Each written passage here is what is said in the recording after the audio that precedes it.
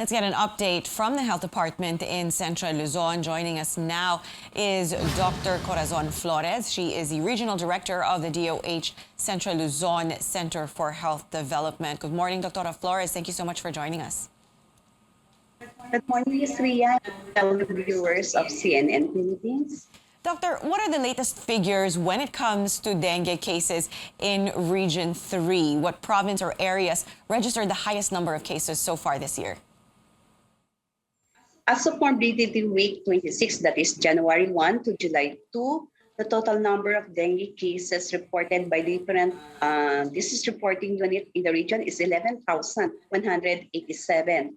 And most of these cases were from the province of Bulacan. Of course, the cases, this is around 7% higher compared to the same period of last year.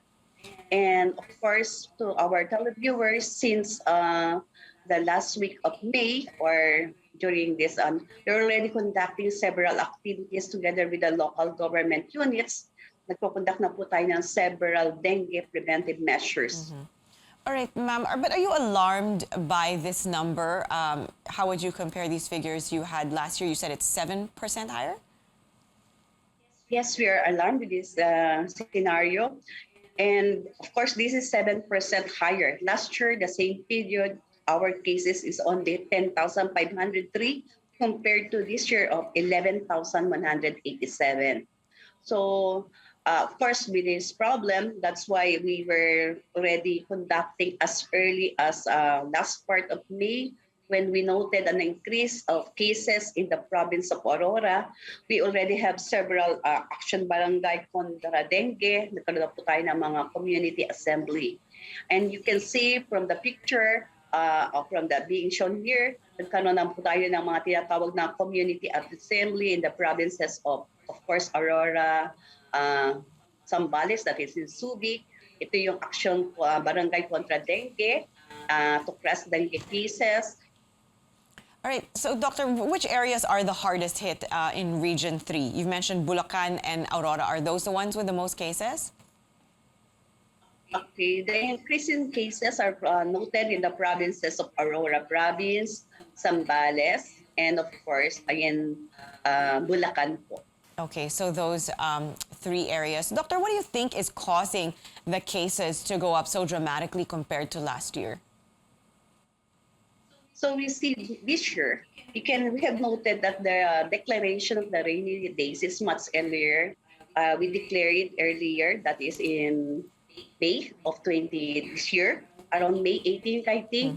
And we know that during rainy days, there will be lots of breeding sites for this water reservoir, breeding site for this dengue mosquito vector.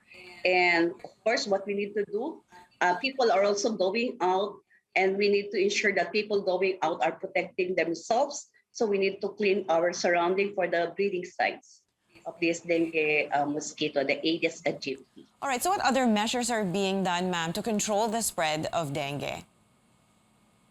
So what we're doing now, of course, ito po tinatawag natin 4S strategy.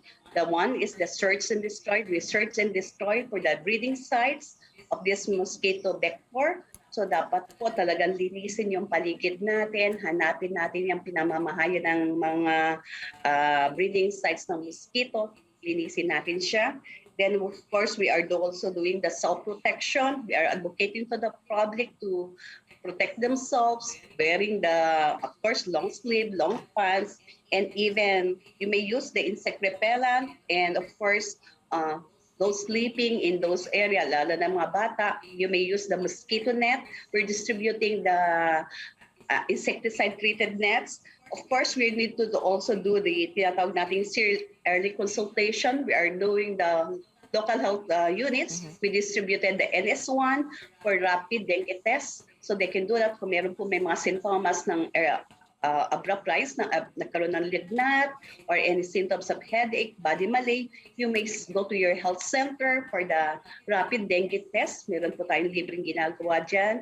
And of course, we're doing the fogging po, especially in areas with increasing number of cases. All right, Doctora, thank you so much for your time this morning. That was Dr. Corazon Flores from the DOH in Central Luzon.